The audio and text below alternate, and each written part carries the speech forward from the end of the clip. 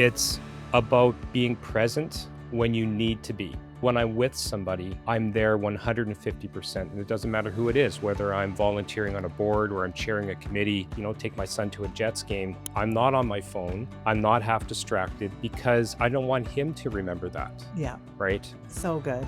And I feel that with you the minute I met you too. And you honestly just nailed it. Like, I think that's the secret too, is just being present because one, that reduces stress. Two, it increases joy because you're actually in that moment, right? You're actually there. And you're right. Our kids feel it. Your clients feel it. These things are the worst thing ever. Like, even if they're on our thing, because it's like you're glancing at it, you're looking at it. You're not present. More challenging all the time for us, for our kids, for everyone to be totally present. Our anxiety levels, our stress levels are all out here and we're missing it. We're missing life. I'm Garrett Wong, and this is the Investing to Win podcast. How do you define success, and what does winning look like for you? Michelle, thanks for coming on the podcast. I'm excited to be here. Thanks for having me. I am too.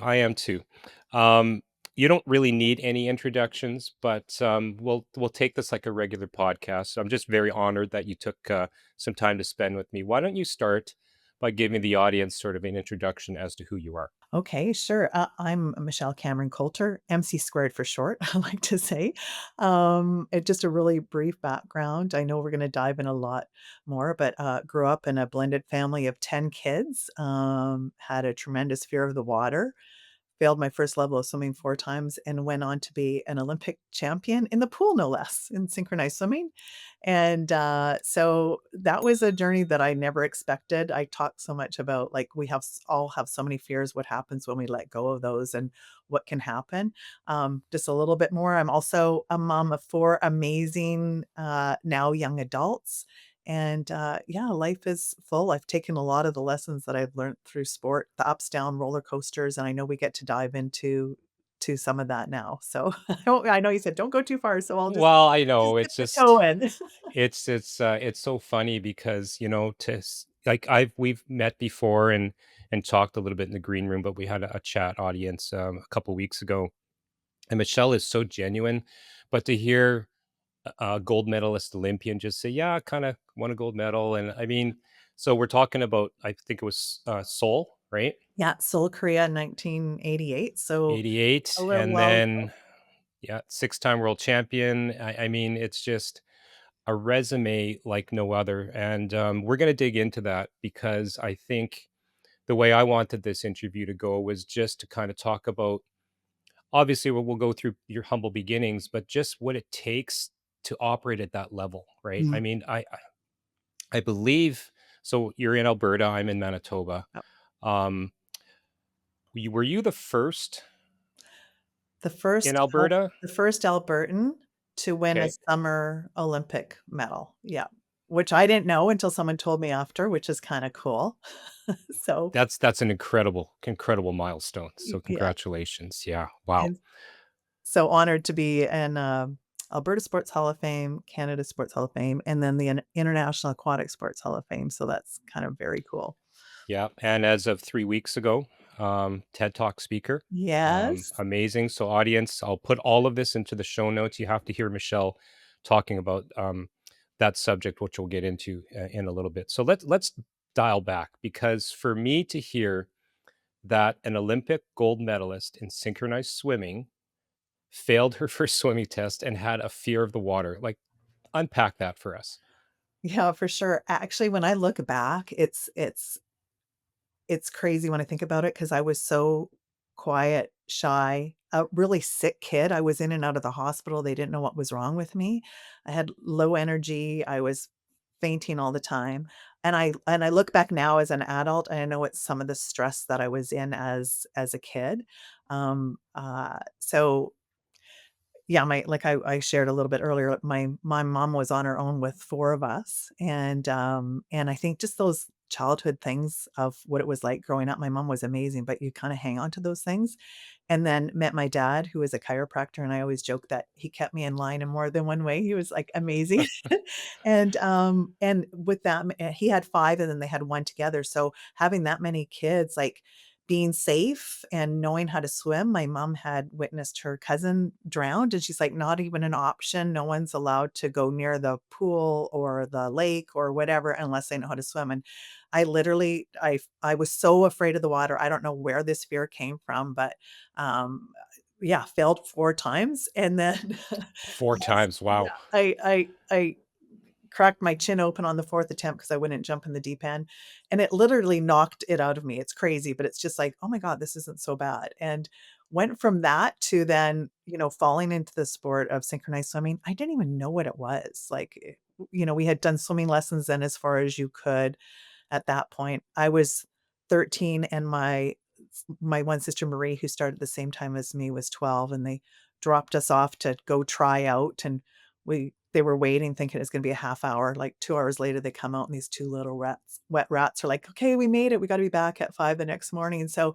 I literally jumped in the deep end of that sport, and, everyone said, "You're too old, you're too" like, but for me, it was just like, "Oh my god, we had the most amazing role models at that time." Like, Helen Vanderburg was the world champion, and I would watch her go, "How does she do that?" And I just wanna share too, Garrett, 'cause there was really a lot of phase at the beginning that I was afraid again, like, it's like it was so big, so new, and scary, but there was something that just made me keep going because I felt like I was improving a little bit every day, and I started to escalate, like, to excel. I won't go into the whole, like, story of it, but the 2nd year I made the senior team, not because I was good enough, they needed another swimmer, I was really crappy.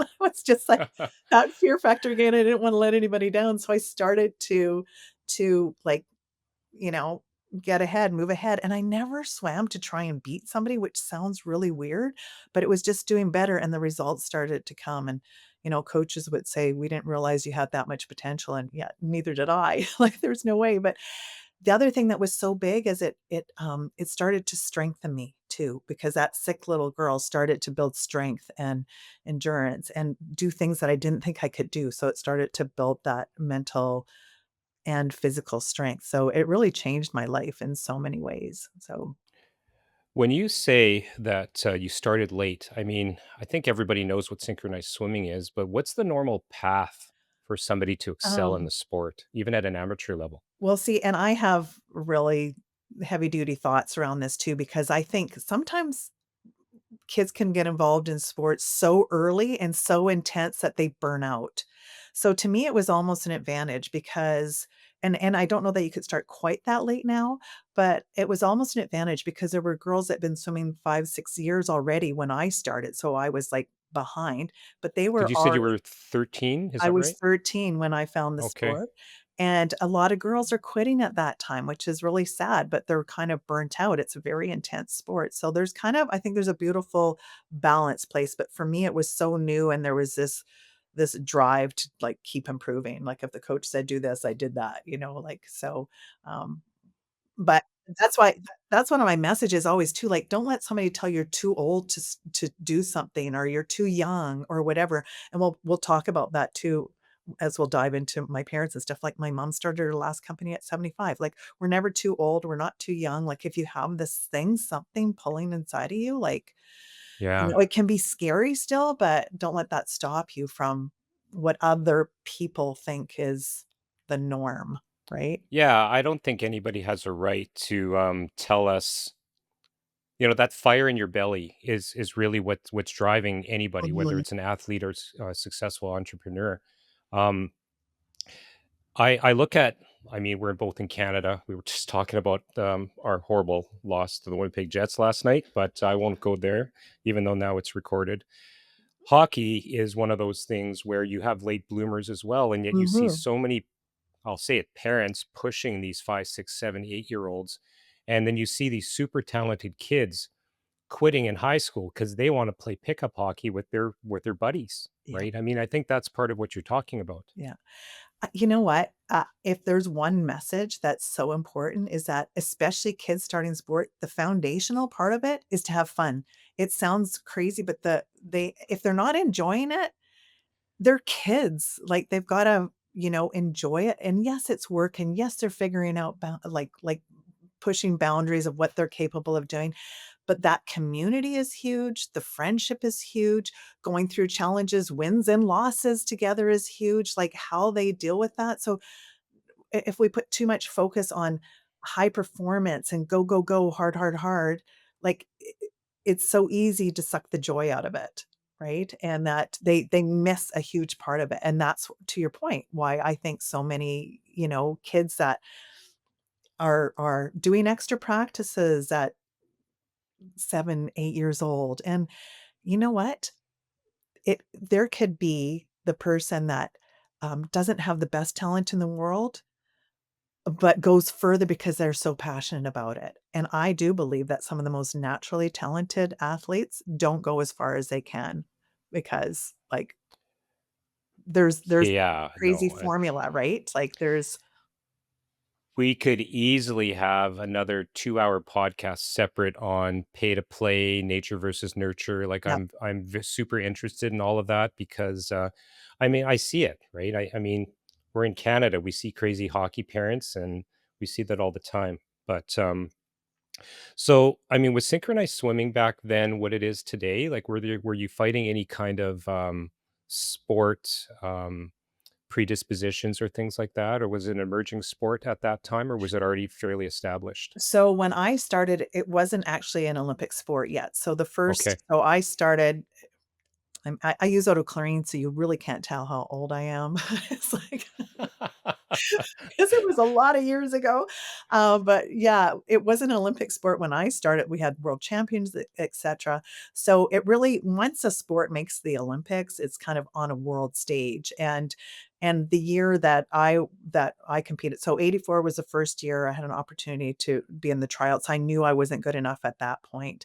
And then I paired up with Carolyn Waldo, who was one of our medalists in 84, and Sharon Hambrook and Kelly Kriska, and then I paired up with, Carolyn, and so all of a sudden the world, knew the sport more.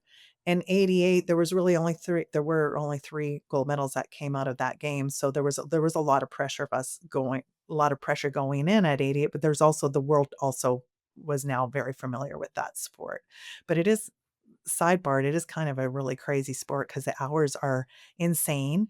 It's like if you take a speed swimmer, we would do the same training as a speed swimmer, and then you add all the artistic, creative precision part of it too. So, the last however many years I was training 6 to 8 hours a day, it's like there's not really a lot of time for anything else. So you really, you're in full bore at that point, right?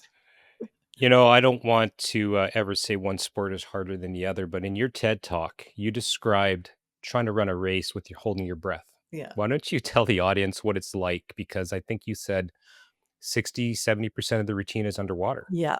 We were known for the longest underwater sequence. So, and I give this, kind of example to understand, what happens to our body physiologically when you work out, when you're pushing yourself, what happens to your heart rate? It goes up. Right? What happens when you hold your breath? Well, your heart rate increases as well. Well, when you hold your breath and you don't have oxygen, your if we sat here for a little bit holding our breaths, your heart rate would actually go down.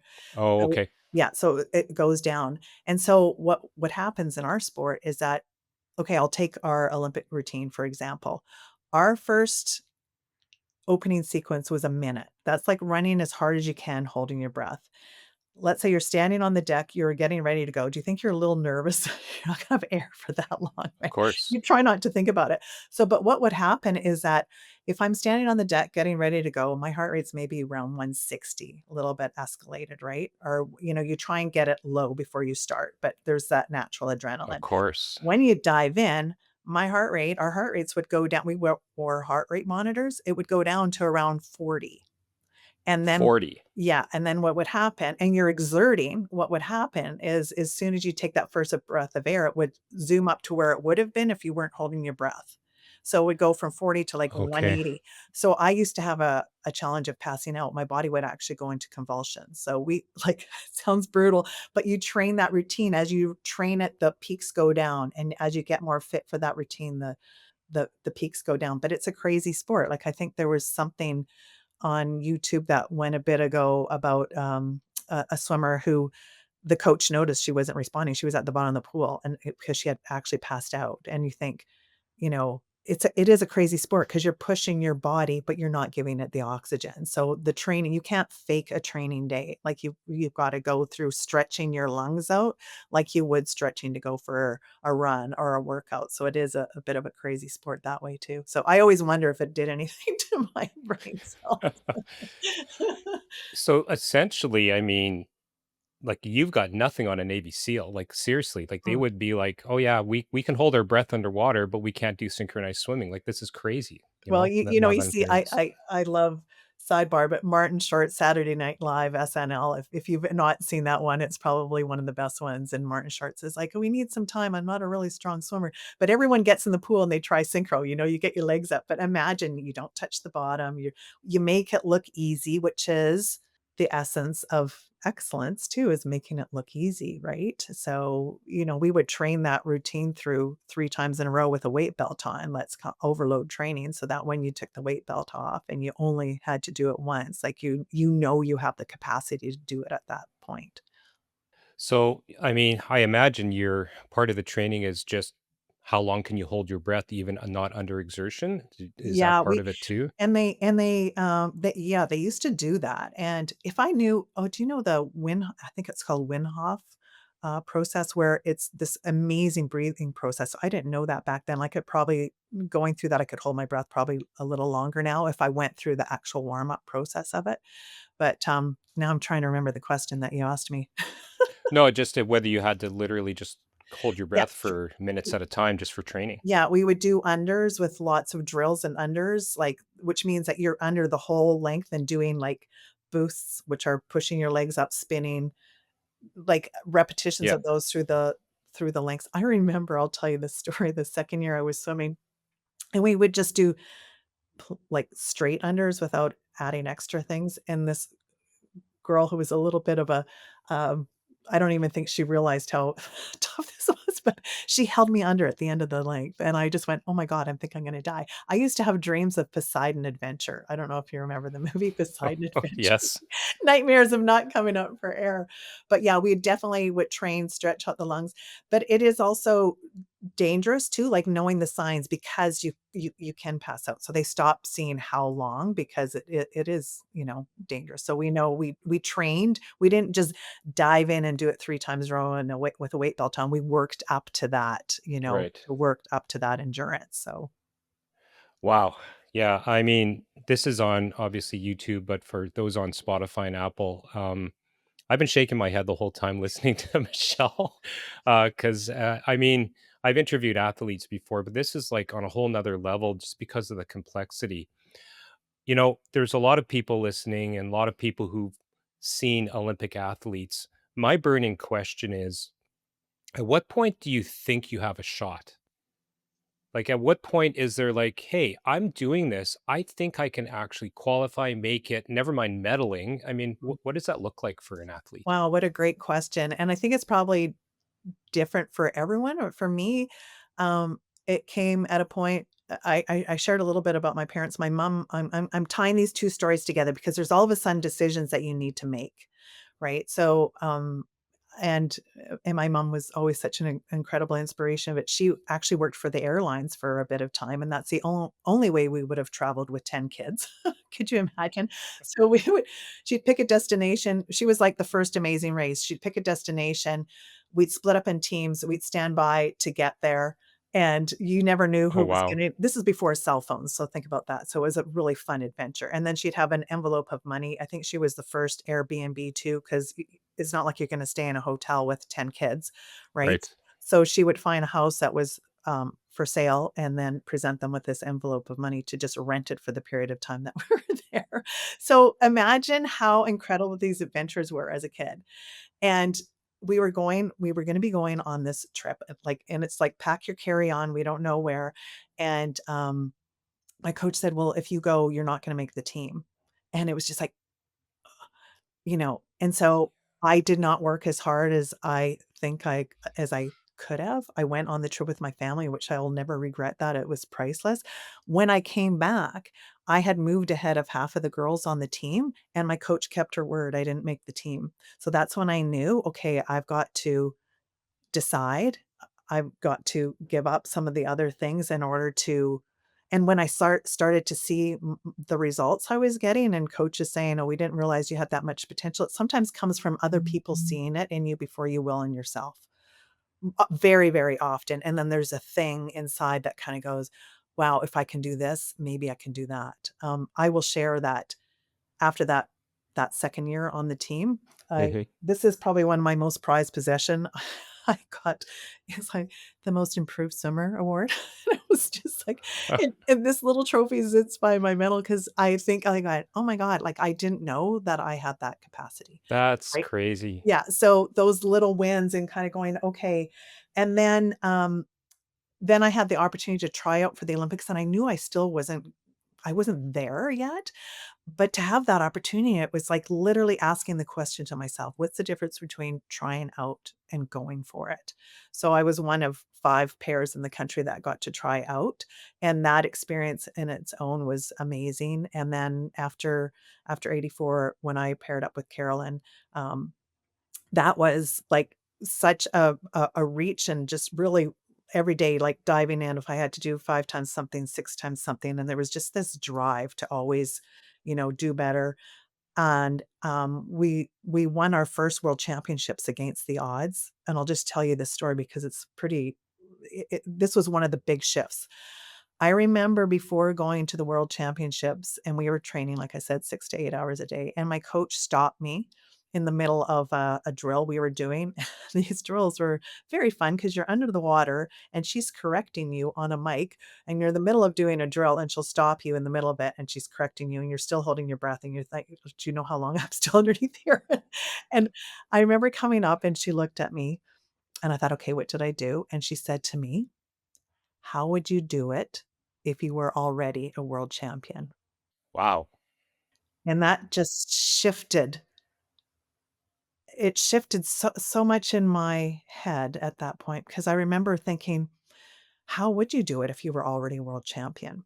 And I remember, like, in our sport, you have to do what they call walk-ons and, walk out like you're confident, and I never wanted to walk out like I felt like I was cocky or better than somebody else. That's just wasn't in my DNA, but there's a difference between that and walking out confident. How would you walk if you were a world champion? How would you enter a room? What would your like, how would you hold yourself? What sort of things would you be saying to yourself? So, that was a really pivotal point. Mhm. And so, Carolyn and I ended up going to the World Championships in Indianapolis. Our main competitors were identical twins who had been swimming together for 16 years as a pair. Seriously, Yep. identical twins? Like, Yeah. really? You can't make that up. No, and we were swimming in their hometown in Indianapolis, which there was 10,000 people. I'd never been in a pool that had that. Yeah, I actually just got goosebumps at the moment. Because in Canada, we just don't have a pool that holds 10,000 people, right? No. And, I remember, uh, and in a judge sport, you want to swim near your competitors and near the end. Well, we drew first to swim, and our main competitors, the Jays, drew last. And so Carolyn and I started this thing. We would shake out each other's hands. So we kind of, you have all those little idiosyncrasy things that you do, get our muscles relaxed. And then we would give each other a buzz, bzz, so we'd be on the same wave like we always. And then honest to God, we said, "Okay, let's go out there and have fun." And they're gonna have to see the best ones first. That was our mindset. It said Canada number 1, they're gonna have to see the best ones first. Here's the way we reframed how it was. It was our first year swimming together as a pair, so no one knew what to expect. We're very different, even in our height. So that makes us unique, and no one has really seen us before. So we just go out there and play with our strengths because we were super creative too, and so against all odds, we ended up winning our first world championship, and there and and and you kind of go, oh my god, the best in the world! Like, how do you get better than the best in the world? And it was still 3 more years to the Olympics, so it's like, it's those little things and finding your own strengths, and I know I probably veered from your original question, but it was just It's no, yeah. Michelle, it's fine. So you're saying this was 3 years before '84? before '88. So my Oh, Olympics was before '88, '88, okay, yeah. So the okay. first year we swam together, '86 was or yeah, Wow. '85 was our first world championship that we went to.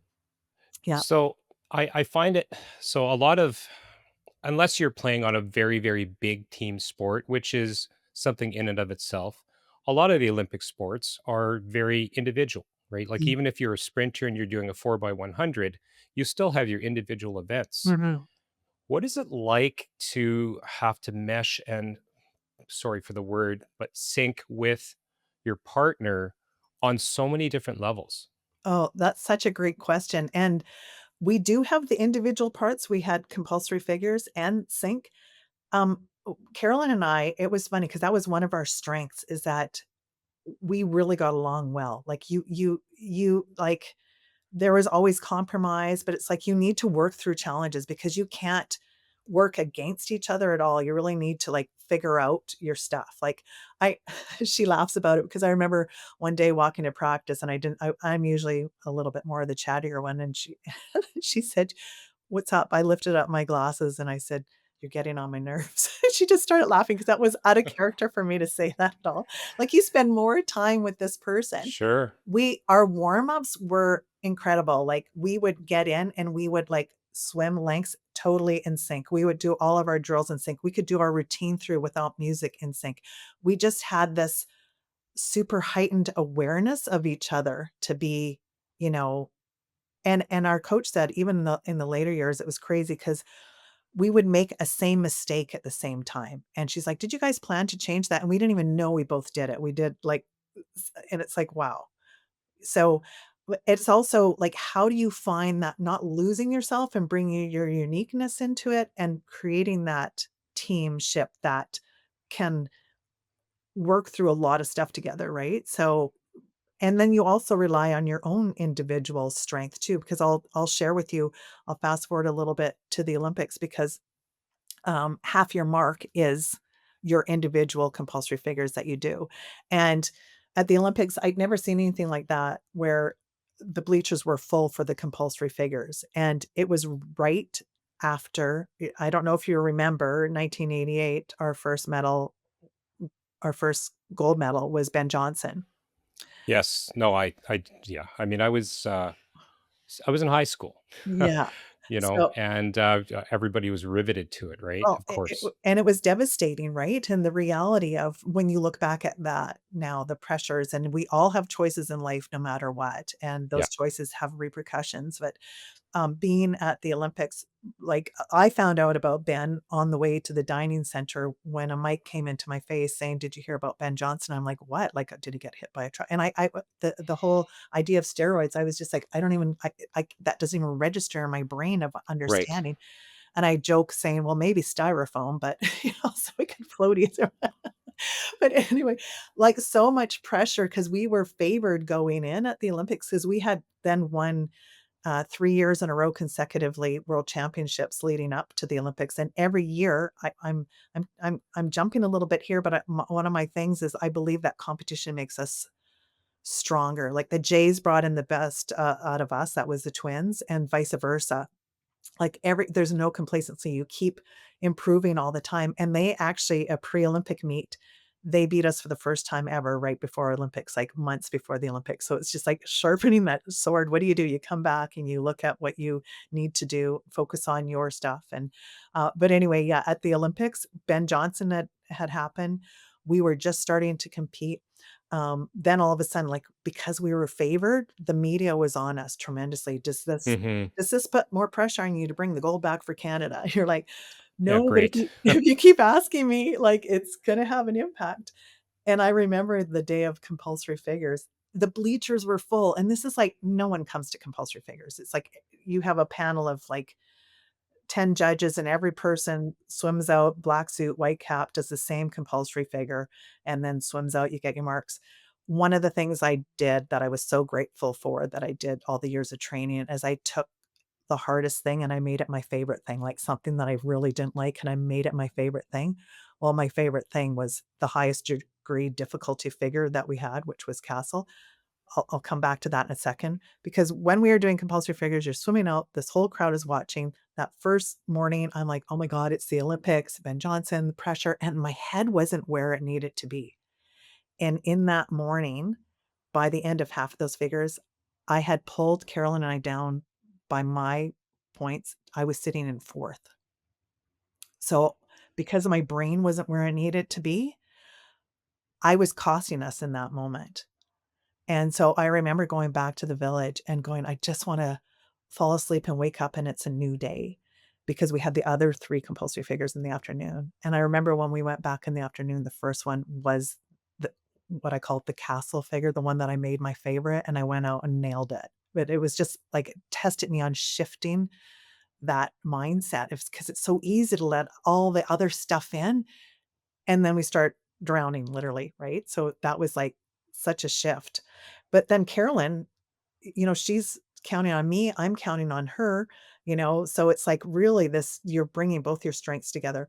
I'll share one more story that was like this incredible moment is um sitting in the green room before our finals and we're getting ready to go, and this is the routine finals, and you're sitting in this little space looking at your competitors. It's 8 of the best pairs in the entire world sitting in this room. Your main competitors are sitting there. And it had a two-way window, so you can see out, but you can't see into the Olympic pool. And the Jays had drawn 5th, and we drew last to swim. And I remember I watched their entire swim, and I had never done that before. It was amazing. It was amazing. And then I watched their marks come down, 4 tens out of 7 tens, and I'm just like, "Oh my god, that's a lot of tens." And meanwhile, I don't want Carolyn to know I'm nervous, right? We're shaking out each other's hands, give each other a buzz. We go around into this big holding pool that's another 50-meter pool, and we're, warming up. I'm jumping around a little more than normal, just getting these nerves out. We get to the double doors to go out into the Olympic pool arena, and my coach is standing there, and I turned to her and I said, "What do we need to win?" And a rash went up her neck, and I went, "Oh my god, just kidding, shake, buzz." Like, it's crazy how our mind will play those games, right? So, really and I want Carolyn to know I've got my shizzle together because you really feed off of each other that whole Mhm. time. So, back to your original question, like, that was a very long answer to the fact that, how we can shift our energy so easy, so quickly, but, like, reinforcing, bringing it back, bringing it back, bringing it back. No, incredible stories. I love this. I was just you kind of took the words out of my mouth, but I'm going to frame the question again, anyways, because in addition to all the pressure that you already have as an Olympic athlete and the pressure to try to bring back gold and all of these other things, you also have the pressure of not wanting to disappoint your partner. Mhm. How much of that plays into that mental state? And then, like you said, it's almost like the mental shift, the mindset shift is everything in sport. Mhm. Well, it plays in oh, boy, that's a really good question too, like, not letting anybody down because you know all the work that went into it. But when we put that pressure on, that's a lot of pressure. So Yeah. being able to shift, that's why we would always shake out, like and that was our motto, "Let's go have fun," like, literally shifting into that place because those extra pressures, did you notice every time I told you about the thing, it was like, "What did I do to shift to get out of that place?"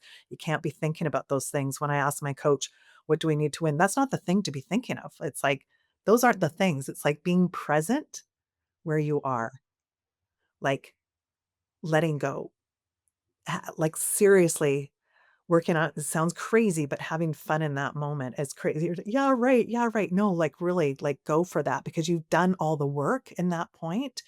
That extra pressure just is like, when you talk about you've heard of athletes being in the flow.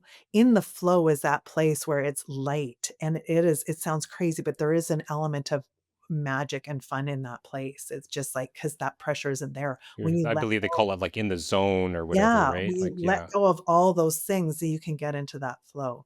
But it's being able to often to be able to identify that's actually what's happening when we get that anxiety, when we get that whatever it is to identify, okay, what's happening? I have all these pressures, like Olympics aside, like in every day when things happen and we have all this pressure, what's actually happening? and what's happening to our physiology, and how do we shift that really quick, you know, Yeah, to no, get to that place. this is amazing. If for those of you who are watching on YouTube, I have my head down here because I'm taking notes because you said two quotes that I'm going to read out because they're going to be slowly become my favorite quotes. But again, how would you do it if you were already a world champion? I mean, that translates into business, into life, Mhm. into just walking out when you're in grade 10 and reciting a poem for English class, right? I mean, and the second one, take the hardest thing and make it your favorite. Mm. I don't I'm going to adopt that literally because I think we as humans, we shy away from the hard stuff, right? So, no, I love that. And make it fun, like, how can you make it Yeah. fun? Because that lightens it right away. Like, something as mundane as doing the laundry and folding the clothes, I'm telling you, it's like, crank on the Yeah. music, I'm grateful to have this piece of clothes. Like, like, Yeah. how do you make it fun? Because we have things that are can be hard to do, and it's our whole outlook of how we're doing it. Like, that changes everything. I talk about we'll talk about this, I hope, somewhere in here, but like, and maybe it's right now. But one of the biggest lessons I learned, okay, if that's okay, I'm diving into it because I already started, but was from one of Go my for it. my daughters. I have 4 kids, and my kids have taught me the greatest lessons. We were talking about our kids, Garrett. Okay, it makes me emotional. I don't know why. Um, I think because that's the greatest gift and greatest teachers I've had. And every one of them is different. You know, when you think something works for one, it doesn't work for the other. And it's always, as parents, we want to bring out the best in our kids and we want them to enjoy life. I'll share the one huge lesson for my daughter when she was just 10 years old. And I was having a really rough day. Like, I don't it's not like I have everything figured out. It's a constant, this journey, and there's times when I'm really hard on myself, and I can be, and we'll talk a little bit more about that too, of some of the hardest times, but and I can be tough on myself and beating myself up, and my daughter was 10, and she said to me on one of these days, I was having a real rough day, and she said, "Mom, remember I love you, and remember the energy you put out is the environment you create." And I thought, "Oh my god." It hit me right between the eyes. I wasn't ready to hear that because I was in this fluster state at that moment, but that has been such a cornerstone to everything. So the energy we put out's the environment we create to everything we do. Whether it's that task that's really hard, how do we reframe it? Okay, what energy? How can I make this easier, lighter, more fun? This conversation, how do I what's my intention? How do I get to approach it? Like, do I approach it? What energy am I coming to in it? Am I coming accusatory? Am I coming frustrated? Am I coming whatever? Coming into it? What energy are we bringing into everything we do? If that's the only thing that everybody takes away today, like, I hope that's like one of the big things is the energy we put out, is the environment we create, and we can have control over that energy when we first are aware of it. Like, just notice, like, pause, like, freaking stop pushing so hard sometimes and pause to see what's happening. And that's what I do talk about in the TEDx because I think, like, I've gone through some really, really tough phases. And when I look at what actually got me out of them, okay, it sort of can make me cry right now because it sounds so simple, but it was really, really tough at those times. And it's like, how do we get out? And I bring the example of my kids because how I'm being, I can say anything I want to them. "Oh, you can do this, you can do that," but how I'm being is a way bigger teacher than anything I'm gonna tell them. Yeah, one of the things that I try to practice, and I hope I'm getting better at it. I give this advice to anybody who's in life, business, whatever it is, but you have a really crappy day, whatever it is, okay? You forget something, you lose that contract, you get into a car accident, whatever it is, and then you drive home. And one of the exercises that I do is I sit in my driveway and I just think for 30 seconds, what kind of person am I going to show the people inside that house? The loving father, the husband, the best friend, because it's not fair to them, or do I bring all my baggage inside, right? And I think that's what you're saying, Michelle, is just that energy that you have to portray, or maybe even have a responsibility to portray to your kids and your family, because I mean, that's why we're doing this, right? They don't deserve all your baggage. So that, yeah, I just take 30 seconds and I'm like, okay, who am I going to be when I walk through that door? You Mhm. know? And genuinely getting into that place because it's like it's kind of really interesting what you said too, because when we truly get into that place, it's so much healthier for us too. Just not what we are portraying, but who we are being, right? And so that's such a beautiful exercise. And I think that like anybody listening to, we've all had those days where it's gonna be super easy to like lose our you know, Yeah. XYZ. Like, I remember this one time I got my car towed and I literally watched the dude tow my car away. I beat it to the impound lot, right? Like, I'm like, "Oh," like, the ugh. And I get there and I think, "Oh my god, could you imagine being the person who works in the impound lot? How many happy Oh, people do you see?" And so I'm just like, "My car is already towed. There's nothing I can do now." Like, I'm just like I just said to the guy, I said, "Oh my god, I bet you don't see very many happy faces." He looked at me like I was like was he behind bulletproof glass? Yeah, and I'm just like and we had a little laugh because what? At the it's not that guy's fault that I my meter went over and I Yep. whatever. So, but you just think about that, like, who and we have a choice all the time, but it's like, coming back to that awareness, and again, I'm gonna go into what I talked about, the nap, snack, play, and celebrate, which is really what I was talking about in the TEDx, and I'm sure we'll dive into that, but those are so fundamental. If we're not taking care of ourselves, it's way harder to get to that healthy place. When we're burnt out and fried, we don't have the energy, we don't have the fortitude to get to that place. That's why that part is the most fundamental. That part's the most foundational is I yeah, I think again, I talk about responsibility like I wield it, but it is. You have a responsibility to yourself first, right? They talk about on a flight, oxygen mask, who you putting it on yourself first, and that has to do with health and wellness and fitness and things like that. But then whoever is important in your life, to like, I'm all about memories, as I know you are. We had a really nice talk a couple weeks ago about you going for a walk with your kids on the beach, right? Because I Mhm, mean, so for me, I live for memories, right? mhm, And I know that, it doesn't matter how much money you make, money can't buy memories and money can't buy time. I mhm, don't care what anybody says. So if I can make a memory for somebody, then I'm going to do it, mm, right? And that's what I'm all about. But more to my point, it's about being present mhm, when you need to be, mhm. right? So rather than stretching myself thin, yes, I put in really long hours, but when I'm with somebody, I'm there 150%. And it doesn't matter who it is, whether I'm volunteering on a board or I'm chairing a committee, I'm here with you. I watch, take my son to a Jets game. I'm not on my phone. I'm not half distracted because I don't want him to remember that, Yeah. right? So good. And I feel that with you the minute I met you too, and you honestly just nailed it.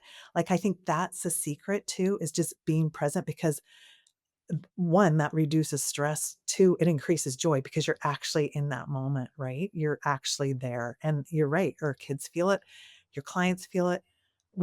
These things are the worst thing ever, like, even if they're on Yeah, our thing, because it's like you're glancing at it, you're looking at it, it's becoming you're more not present. challenging, more challenging all the time for us, for our kids, for everyone to be totally present, and that's our anxiety levels, our stress levels are all out here, and we're missing it. We're missing life. No. It's interesting, a side story, like, I wear a regular watch, as you can see here, and I have a smart watch, and I was with a client one time, and of course, it buzzed because I got a text, and naturally, you do this, and the client was like, "Oh, if you have to get that, that's okay." And, I mean, my phone was already off or on vibrate, and I'm just like, "Well, here's yet another distraction that's taking away from this person that I'm supposed to, and that I've given half an hour to." And the second thing is, I have a really good friend who he's probably going to be listening to this. So you know who you are. Um, oh, you know what? I'm going to be going away. My business is going to be blah blah blah. And I'm like, I hope you're not going to like take your phone and do all those things. Well, you hear that, right? And I said, don't be the guy on the beach having watching your kids in the water while you're on your phone, right? And I knew this other really large executive, 5,000 units under management.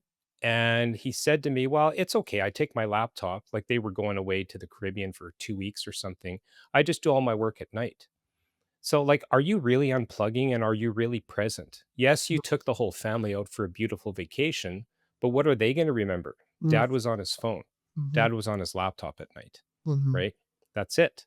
I mean, yeah, to me, that's just not worth it. You know, mhm. take the preparation and be present. Yeah, and you don't get that time back as we know our kids are are grown now, whenever we get time, it's like, "Yes," and they're like, "Oh, don't get too excited." I said, "Okay, sure, I'm happy to come." Like, it's like, Yeah. chill out. So good. Yeah. Let's talk about the I don't want to say consequences, but maybe, you know, well, maybe even consequences of all of that hard work, the lessons, the cost of high performance.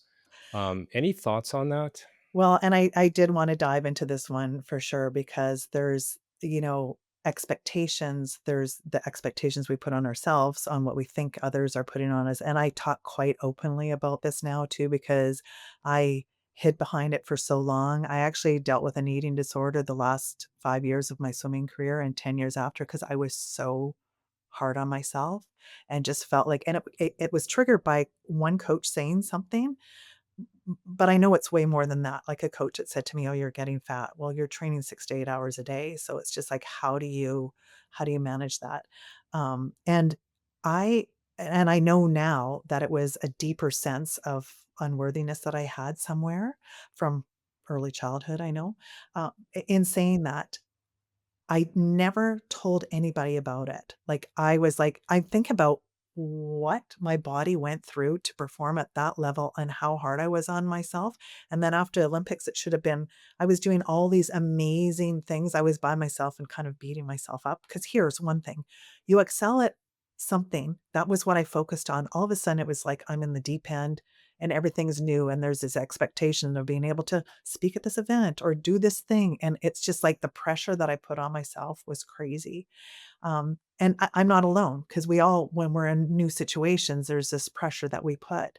And it was super interesting because when my oldest daughter, the one that told me about the energy you put out is the environment you create, when Hmm. she was in university, she was studying women in sport.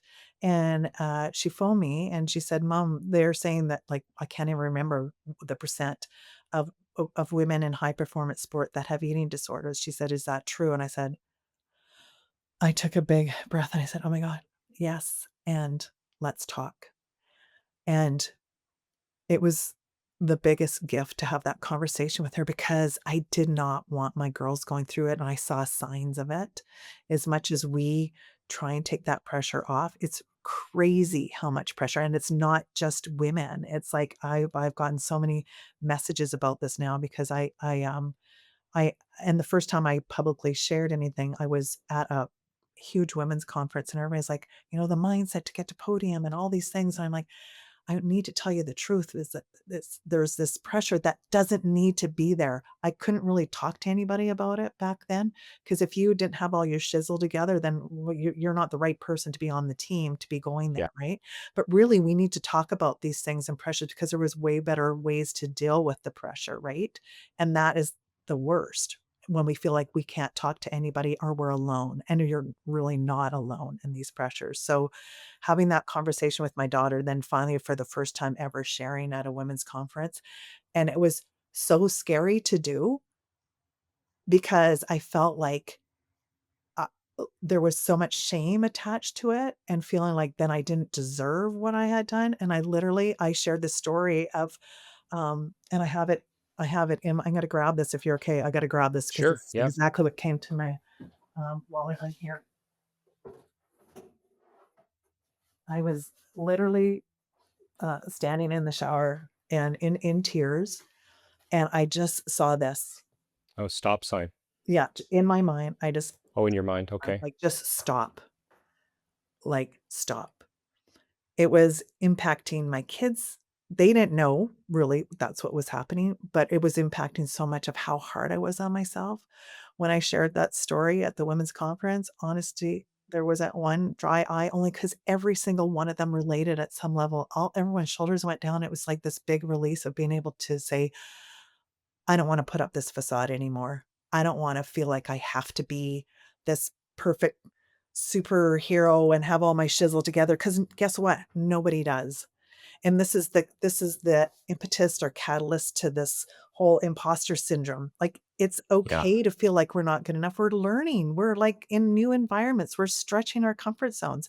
It's normal, but don't like, we've got to let go of beating ourselves up, and we are not alone.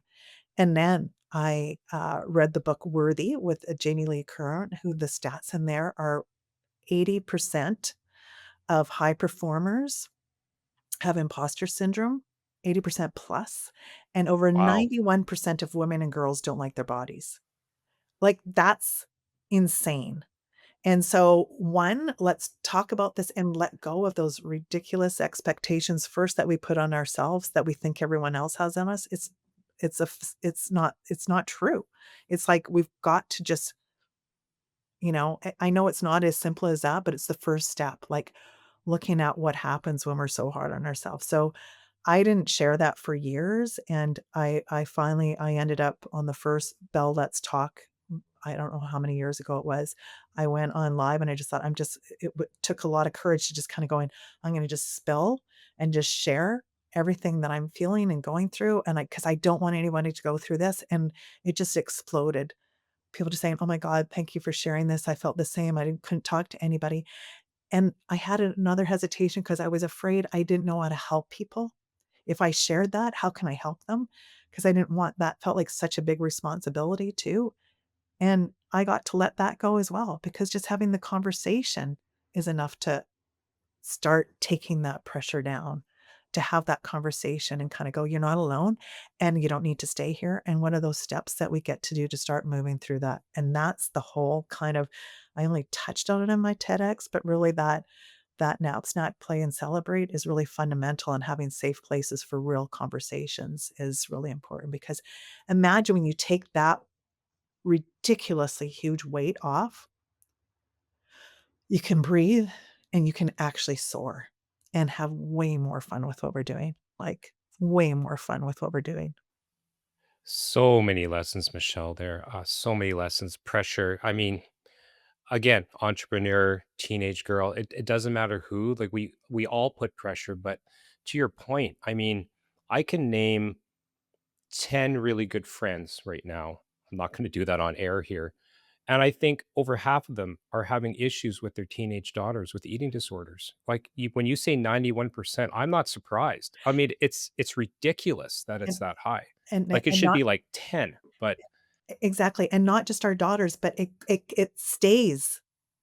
Like, I'll tell us another story that just hit me. I went, "Oh my god, when does this stop?" I was doing a fundraiser event, Dancing with the Stars, which I'm not so good on land. It was a good stretch, but it was really fun to do it. And, so it's a lot of people that are really involved in the community. We're kind of I don't like the word celebrity, but they were like the dancers. And, this one woman who I just admire, she's a philanthropist in the city, very well known, just this cute little and she's like 80.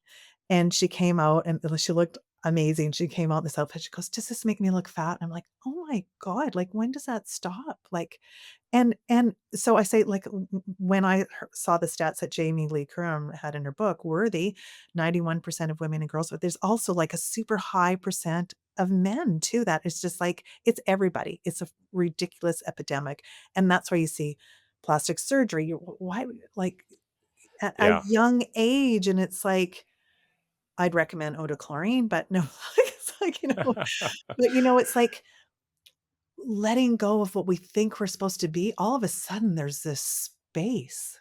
yeah, And the more real we get to be with each other, we actually connect way more. It's not like who we think we have to be and this pressure that is the you wonder facades that you why have to put up. Yes, yeah. yes. The anxiety levels are so high, the expectations are so high that, like, we get to the end, it's like, what did you actually enjoy? Like, and this is a big part of it. Like, this is a big part of it. What you were saying, Garrett, about the present, like, when we're present and kinda going, "Okay, let's even just take what we were talking about, take what we hate and make it what we love." Well, if you go like, "Oh my god, but look at all the good things I have going." Like, start looking at Yeah. those things. We look so much at the things that aren't good or those expectations and just bury ourselves in them. Negativity, it just drags you down, It doesn't is. it? Back to the energy we put out, right? Yeah, wow. No, wow. I wanted to, maybe transition into the TEDx because, well, I mean, you entitled it, how to move from perfection to possibility. And imposter syndrome is very, very real. I mean, I went to a large conference. I think back in November 2024, so about 6 months ago. And I go to conferences all the time. And this is like, it was a very high powered conference, lots of very successful business people, entrepreneur, and a lot of high net worth individuals. And I called my wife and I just said, I feel like I don't belong here. Right. She's like, what are you talking about? But I mean, whatever, again, I'll say Yeah. facade or I'm doing social media or even these videos, people don't see the grind, Yeah. right? The entrepreneur, the waking up, looking at the ceiling, wondering if you can pay yourself this month or if you're going to give everything to your staff. People don't see that. And then you go to a conference like this and then you feel even smaller, right? And then there's that pressure again. Tell us about tell us about your bigger purpose here. Oh, wow. What a great question, too. And I just so felt you when you were saying that. Like, I so felt you there because I can't tell you the amount of rooms that I've walked into that probably everyone that's listening has walked into and felt that. And the reality is, everybody in that room has felt that at some point, too. So, coming back to how would you do it if you just were so already there with you, right? Like, how Yeah. would you do if you were that world champion? Not in remember when I said I don't wanna feel like I'm cocky or better than somebody else, but just confident and we're constantly building up our confidence just comes from doing and being in those environments and understanding that they're all human too, right? But it's so easy to get in that place. I'm telling you, I hear you because every time it's like I think that's what just made me kinda going, "Who am I to do this? Who am I to do this? Who do I" you know? And that's normal. And, like, when we think there's something wrong with us because 'cause we're feeling that way, is the first, "Oh my god, everyone actually" like, I have not talked to anybody that hasn't felt this way. One of my really dear friends, an amazing woman, and she one of her things is she helps get more women on boards, and so she had a panel, all, like, amazing top executive women's, like, CEO of a oil and gas company, like, really high performers. Every single one of them felt like they had imposter syndrome. So let this help in the way that that's normal. When we step into something that's new and stretching our comfort zone, those are just normal things. I talk about sink, swim, and float. Like sink when we come into something new, it's easy to kind of not breathe and shrink, and we friggin' sink to the bottom of the pool. And then when we Yeah. relax, it's a 10-man float and we'll actually float. So it's like, it's not that it's going to go away, but it's also understanding, okay, just breathe, be present. Like we're growing and stretching, which is that uncomfortable thing. Everything's gonna feel a little bit uncomfortable at first, and that's like, if we stopped stepping into those rooms, we would never see what we're capable of. And when we let go, when we step into those rooms, like, how was it when you were at that conference in the end? Like, how was it when you Oh, it was the best experience of my life. I mean, every single person I met, I got more and more comfortable, of course, and just yeah, realizing that no matter where I am at my stage and somebody is above me, I know that they climbed the same mountain, that same ladder. They walked in my footsteps, yeah, or I'm walking in their footsteps. So it doesn't, I think recognizing that, super successful business people, Olympians, you don't just sprinkle water on it and instantly they're there. They had a journey. And I don't care what anybody says, certainly not Instagram. yeah. You have to fail before you can succeed, and Oh, you have to 100%. fail a lot. Yeah, and keep getting back up. I know we've heard that term so many times, but that's the only way to build resiliency. Like, that's the only way, and I'm gonna just as things come into my head, that's the thing with our kids too, we can't overprotect them. They've gotta get out there and they've gotta have their falls, and as a parent's natural instinct, we wanna protect them, right? But what we're doing is we're actually doing the opposite. Like, they've Yes, gotta go everybody out. gets a They've gotta medal, and we think yeah. about feelings, and I mean, I don't wanna get, go there Mm. too much or political. Let me tell my own story here Sure. because my son, my youngest son, I mean, taekwondo for years and years, and all of a sudden when he was in his, like, I think 10 or 11, he decided he wanted to play soccer. Okay, fine, so we find a club, and he wanted to play at the club level, and he made it. So long story short, he played with them for a couple of years, and then, you just kinda get complacent. You think, "Okay, they have tryouts, quote, unquote, but he's gonna make it again." Well, he didn't make it. Now, it happened that it was political, right? There's somebody on the team who had paid some whatever, somebody's client, but he didn't know that, and we didn't know that. But the process of getting cut from a team and not being with your buddies and everything else, so what did he do? And he was super, super shy at that point. He tried again, and he didn't make it again. It took him 3 tries. Actually, I think it took him 4 because after the second try, there was just like he started playing rec at that point, and of course, dominating and being bored and all that, and he wanted to be playing at the premier level again, and by the time he made it back onto that team, like, he was so much better, like, mentally, physically, like, just sharp and coachable, right? And his coaches all said, like, what happened to this kid?" Right? And he was, I think, a left back, like, you could not a kid could not go around him, and I wish I had that fire. You translate that to now, like, he's just applied to the Canadian military. You can just see a fire in him, even though he's still that shy, quiet kid, and I believe that the process of failing all those times, but not giving up, really defined that for him. Because if we had said, "Oh, it's okay, we'll just take you over here, don't worry about it," but we let him fail, right? And we didn't fight for him to get back onto the team because of the politics, we let it happen, right? Wow, that's so good because then now look at, like, how strong he is and where he is, and he knows Yeah, that it's you've seen that picture, it's never a straight line to success, right? It's like this, yeah. but if you stop at the first this, you're never gonna see what you can what can happen, and I love that story of your son, it's so good, like, that's what we get to know, that's part of the game, that's the part of growing, that's the part of being the best that we can actually be, and it's not about being the best as far as, like, the gold medal or whatever it is, but really, what are we totally capable of? We have one incredible, amazing life, and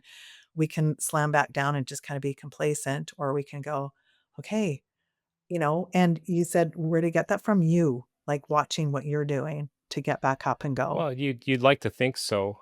This actually translates into something else. I don't remember if we mentioned this during our talk a couple weeks ago, but I was 6 months away from my PhD before I quit, went into real estate. Then I worked for the federal government, had a really good job as my backup plan, then quit, and then opened up my management company. So my son was going in college, and he had like sort of this business IT kind of really set there. And then he came to me one day and said, "I don't think I can do it." I said, "Well, what do you mean? Your marks," like his marks were kind of going up and down, right? Like, how do you go from a 90 to a 60 back up to a 95? Mhm, Clearly, it's a motivation thing. mhm. And he said, all of my classmates are now talking about, going for practicums and their co ops. And I just can't picture myself working for whatever, an insurance company and an IT department for the next 35 years, having coffee with everybody at 10 o'clock and 2 o'clock. And I said, "Well, what do you want to do?" And he said, "I kind of want to join the military." And I said, I am the biggest example of the pivot, right? Because I've Yep, pivoted so many times. So I said, "We have your back. I just want you to be passionate about what you're going to do." Right.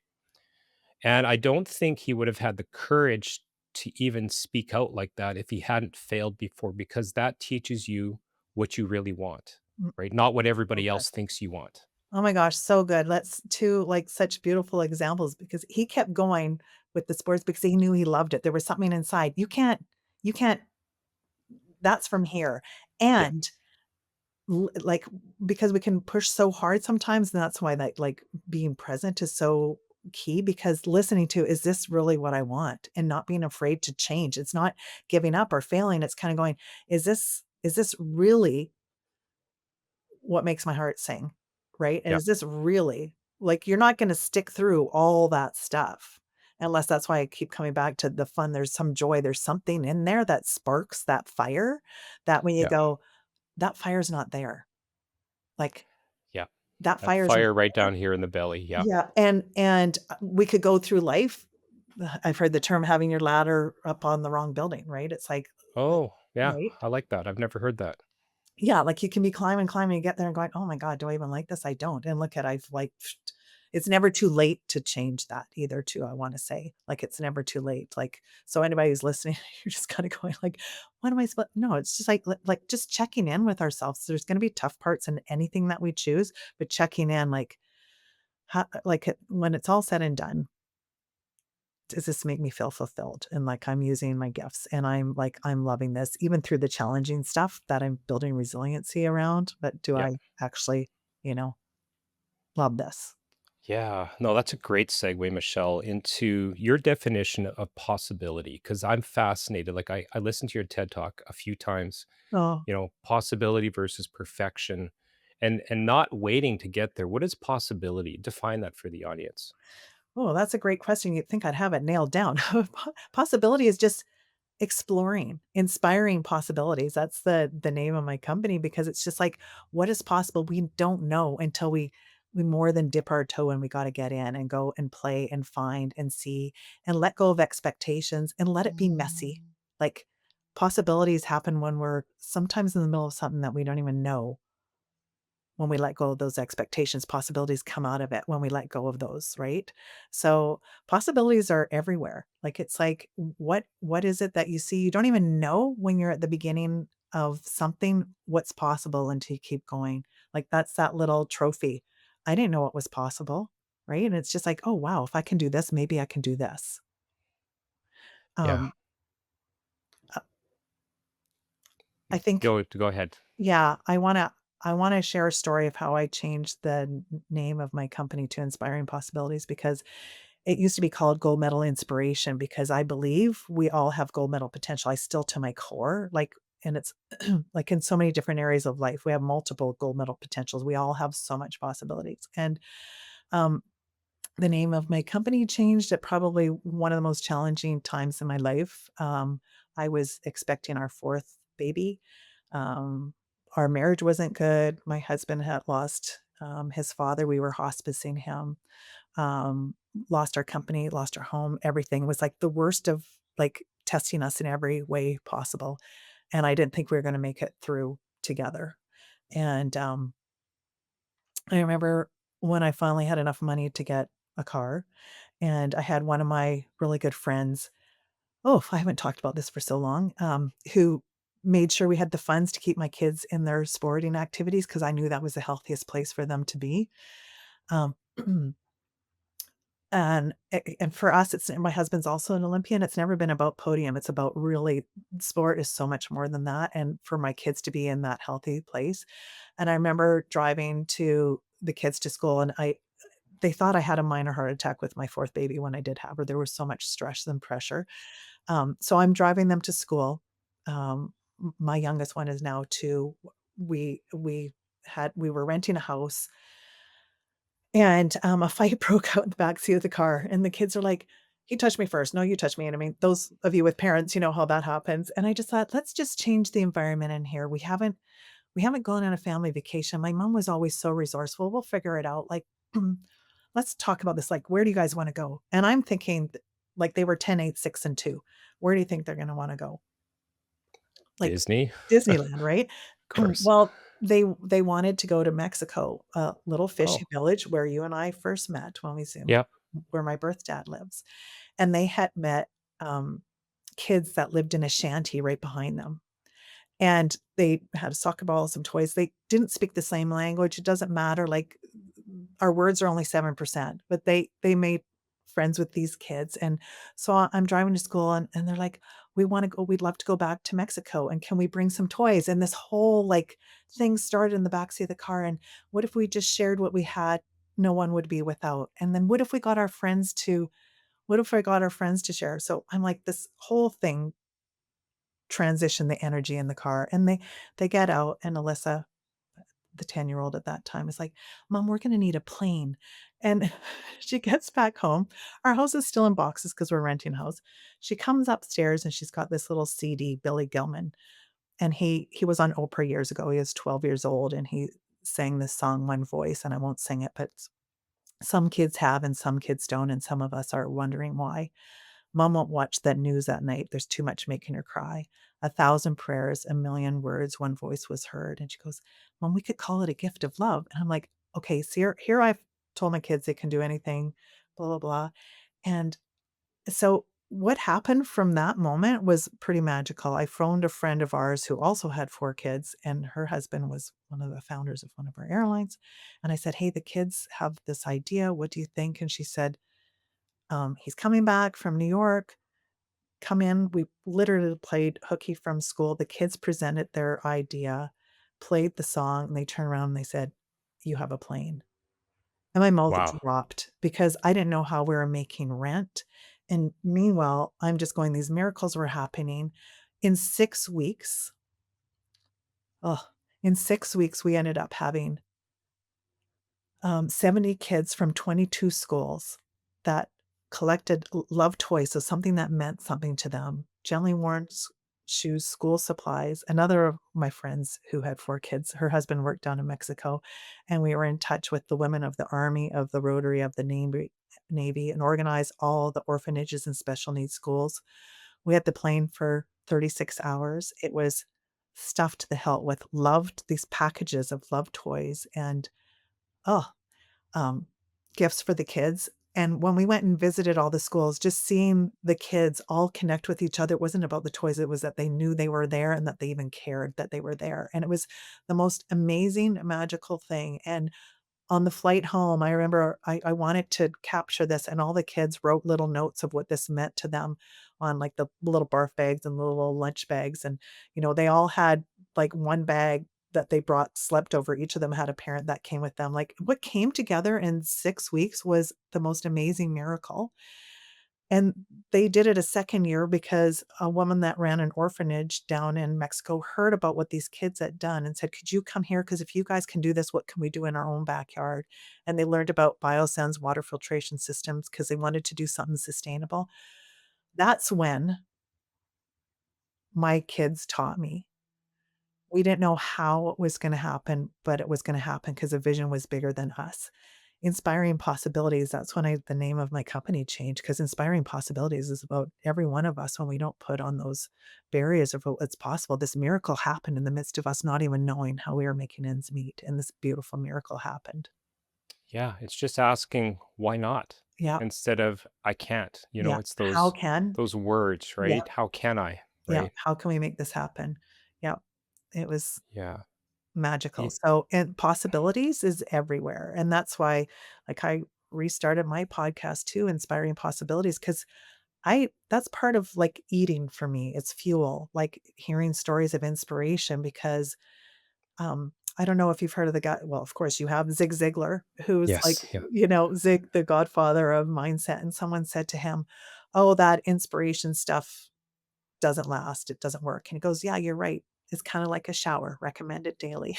So, Yeah. we get to fill our cup up with that, right? So Incredible. I mean, the fact that that came from, innocent minds because Mhm. they don't if you've raised your kids properly, and I mean no disrespect to anybody listening to say that you haven't raised your kids properly, but if you've given them hopes and dreams and not set them back, because when kids are, too many parents, it's like, don't touch this, don't say this, shush, you shouldn't be doing this, rather. And so the children, you're stifling their creativity Yeah. and good on you to okay, if you had stifled their creativity, they wouldn't have come up with this creative solution, inspiring these possibilities, Mhm. change your company. Like it's dominoes, it's fate, right? So true. I love that you said that because I remember speaking at this huge conference on a lot of nonprofits that were there, and this woman came up. She was stunning, striking in this bold red suit, and she came up to me in tears because I shared that story, and she was in tears. She goes, "I'm never going to tell my kids what they can't do because I like we I think I just protect them too much." Like, when we're that younger age too, really the sky's the limit. We color outside the lines, we do all those things, so getting Yes. back to that pureness of that's where a lot of possibilities sit, actually, is in our younger version of ourselves when we weren't told, "Oh, that's not possible," or "You can't do this," or "Who says you can do that?" So getting back to that place, which is nap, snack, play. What do we tell our kids? Get back to those fundamentals, right? Yeah. Yeah. Beautiful. Absolutely beautiful. I want to spend a few minutes talking about what it's like to be in that high pressure 6 to 8 hours a day, winning a gold medal, 6 world championships, and then you decide to retire. Mhm. I mean, I know what it would be like as, 65 years old and you leave a 30-year-old job or whatever it is, but I mean, you're a young person, and now, I mean, what is it like making that decision? Well, you know what was, and they said I was too old for the Olympics to believe that. But it was just like, now there's swimmers older than me. It was like, don't put limits on there. Um, one of the things is that Carolyn and I had gone to every major competition, and accomplished our goals, and so it was just the good timing to we neither of us told, each other that we were retiring before the games because you don't wanna be done before you're done. Um, but we both knew that. But then it's like, how do you and this is, like, such a huge part of your question, how do you transition to what's next? Yeah. Because that was everything, right? And it was like it took a while to kind of go in. I remember the first big company I was asked to speak at was 3M. I mean, talk about imposter syndrome. It's like I know what I'm doing there, but I had never spoken in front of groups before or anything like that. And that's when I really learned that, um, one, be myself. Two, all the things that I learned through sport are transferable. It's like it's the same principles for anything that we want to do. It really took me a while to kind of like I bounced around a little bit, figuring out I love working on projects, and it's always like that.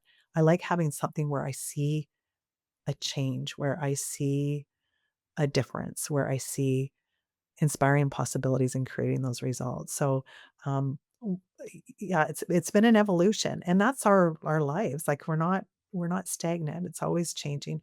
One of the I did a ton of work with charity organizations because I felt very called to that. I also was a huge part of I told you my mom started her last company at 75 years old to help my dad. Mhm.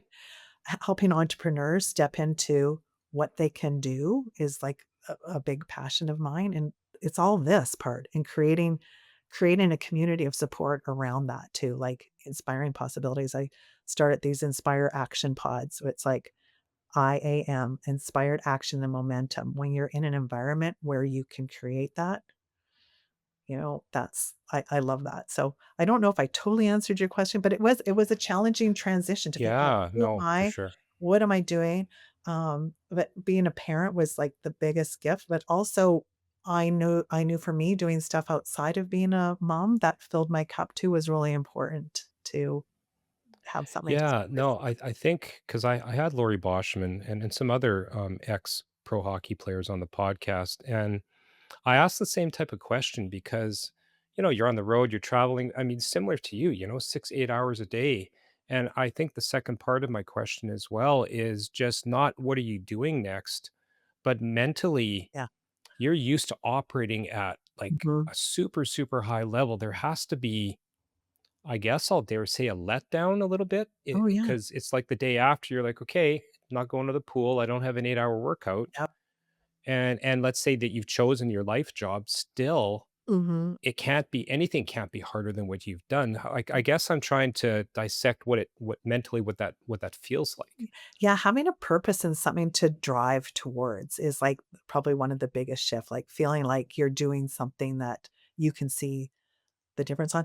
Boy, going from 6 to 8 hours a day, though, that was ridiculous adjustment too, because my metabolism was shot after dealing with all the physical, eating disorder stuff. I gained almost 40 pounds after the first year. So I was doing all these amazing things, but was feeling horrible about myself and didn't like I have pictures with the queen. Well, that should be a cool thing to have, but I don't even want to look at because of what I felt like at that time, right? Right. So, finding that balance again of physical activity where I'm doing it to be healthy as opposed to working towards something or beating myself up. I signed up to do a marathon. Well, I ended up with shin splints because I did it in too short of a period of time, and my body wasn't used to having that pounding on land too. So mentally, I was strong, but my body physically was like, no, you need to train in a different way.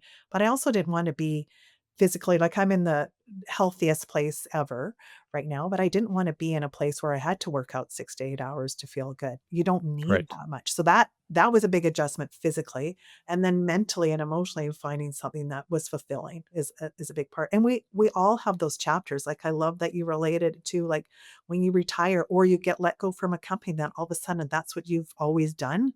Like, figuring out what are those gifts, what do I really love doing, and then finding a place that fills your cup Yeah. is Well, so we're talking about really letting go, yeah, right? letting go. And how do you let go? I mean, my wife is ready to take early retirement from a 33-year nursing career.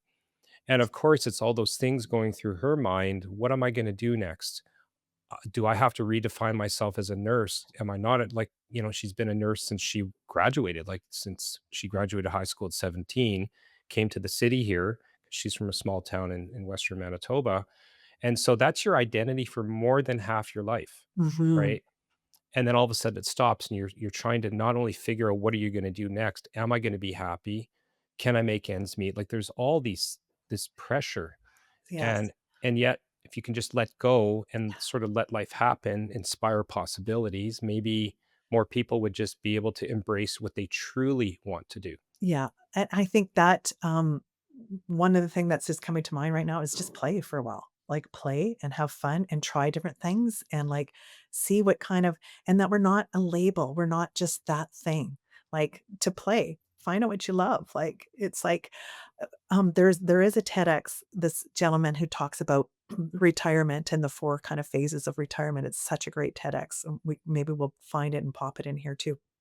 But it's like that kind of, "Oh, wow, this is awesome," and then it's like, "Okay, now I'm bored, and then I gotta find purpose," and he started this kind of club where people took their favorite hobbies and started teaching it to other people because I think playing and then finding some sort of purpose that gets you up. So there's probably Yes, phases that you yes. would go through, like, enjoy that time and don't feel like you have to figure it out right away too. That's like a kid graduated from high school and the first question everybody is, "Well, what are you doing?" "Well, I don't really Yeah, know." And what are then you they gonna feel do with bad your if they life? don't Yeah, know, and that they don't need to actually know right away, like, because it's good well, look at you can go how many years into a degree and going, "Ooh, that wasn't it." And then yeah, there can be shame and guilt around that. No, let go of that and kinda going, "Okay, I'm gonna test this it's out. part of the process. It's part of Yeah, the process. Go play for a little while, see what, like, sparks of fire. You don't know where it's gonna lead to, and then but for sure, getting up and keeping on moving and finding something that eventually gives you that purpose. absolutely. I think in anybody's second, third, fourth phase of life, especially like when I look at myself now, and I know you're driven by bigger purpose as well, Michelle. I mean, we briefly touched on my two life scares a couple years ago, and when we were talking a couple weeks ago. And now my bigger purpose is there, to want to, eradicate homelessness and try to find housing and for people and try to teach people how easy it is to create long-term generational wealth through real estate. So that drives my bigger I'm purpose. signing But up. you yeah, but you also have to have fun doing it, right? Totally. And I'm at a place right now where I'm working and I used to try not to work more than 8 or 10 hours. And I'm honestly self-admitting I'm probably putting in 15, 16, 17, although the other 3 or 4 are up here, Yeah. but it certainly doesn't feel like work because I'm having fun, Okay, that's so good. And right? balancing it too, when you say that many hours a day and then your brain is there, like, being able to recharge and fill so that you don't burn out, right? Like, that's the key thing. That is such a huge thing because we think, "Oh, I'm passionate about this, I love this," and then it's like, if that vision is big enough, that's even more the reason to make sure that you're taking care of yourself in that process. But Yeah, but it's you hit a everything, big one. right? Yeah. I mean, health, obviously, Yeah. right? I mean, I'm an early riser, I get my workout in, but it's really, I'll give you another example. I'm trying to go to bed earlier because I get up at 4:30, quarter to 5. And yet my son, who is going to be leaving for the military probably within a couple of months, right? He's just waiting for that final call to go to basic. And so 2 nights ago, we have a movie theater in our basement. It's like, Dad, you want to watch a movie? And I'm looking at my watch and I'm like, so I know it's going to be going to bed at 12, 12:30, probably eating some snacks, feeling like crap the next day. and then an early morning again, 4 hours of sleep, but I did it because that's a memory and I did it present. I didn't have my phone in there. I didn't fall asleep during the movie. So that's just, I think we all have to choose. Again, Yeah. I'm saying it again, but just choose what you're doing, give 150% for that half an hour, 1 hour, and then move on. And I Yeah. think you do have fun if you do that rather than Yeah. doing sort of surfacey on everything Yeah. else. And that you get to do those things, 'cause those times with your son, with our kids, like, that's, like b and being present, like, there's gonna be a day where they're not here asking you to do that, and it's like, Yeah. "Well, why are we doing all the other things?" Well, you were super excited Yeah. to get off our call a couple of weeks ago because you're like, my kids want to go walking on the beach with me. I'm Yeah. so pumped, Yeah, right? I'm going. Yeah. Yeah, so good. Yeah. I have this in my office, which is a constant reminder, like, it's like, gets to be F you. That's probably going Yeah. backwards. F U N. Yeah. No, it's The not F U is backwards. really I on remember purpose. hearing that on the TED talk. You're just like, F-U-N, right? Got a Well, big and there's laugh out kind of of that everybody. underlying thing of, like, what stuff just doesn't matter. It's a Yeah. little bit of the, like, is that gonna matter in the end, right? Yeah. That, No. like, so it's like looking at it like that. Oh my gosh. Yeah, so Yeah. good. So before we wrap up here, I always ask one question, same question of every guest, and super interested what you have to say. So, Michelle, this is the Investing to Win podcast. How do you define success and what does winning look like for you? Such a great question. Success, I think, to me, is living full out and really enjoying it, and winning is when you've got all those pieces that are the most important to you together. Like, you're not dropping the things that are most important. That's winning to me, like family, health, well-being, purpose, and really having fun. That to me is winning. You're playing full on, being truly yourself, authentically you, and enjoying it, like, using all those gifts. I know that was a long answer, but those things all just are such a beautiful bow. Don't you think that's a good bow? I love it. No, I love asking this question. Mhm, Like when I came up with the idea of actually finally like this podcast is more of like a bucket list thing for me, passion project. mhm. And I came up with that question on the intention of however long I'm going to do this podcast, I'm going to ask that question to everybody because, you'd probably not surprised. I get a different answer every single time Oh, yeah. because it means something to every single person. Yeah, Yeah. yeah. So, well, I could keep going on and on, but we've yeah, I'm really happy to have made the connection with you. You t It's been really a lot of fun. I want to thank you again for coming on the podcast, and I know our listeners are going to just probably listen to this over and over. You're just a wonderful speaker and a genuine person. Oh, thank you, Garrett. It's been awesome to meet you, and I get to have you on my podcast too. Well, that would be so good because your story is pretty incredible. I love it, and, there's stories of inspiration everywhere, and that's what just makes my heart sing too, so thank you. And yeah, thank you for sharing about the TEDx too, like, whoever gets a chance to watch, that's like, you only have 12 minutes to share a message, Yeah. so I'm happy that that It was resonates. so good. Yeah, I'll put a link in the show notes as Yeah, well so people can just click on it. so good. We get to have fun. All right. Well, thanks again, and we'll see you soon. Thank you, my friend. Take care. All right. Okay. You too.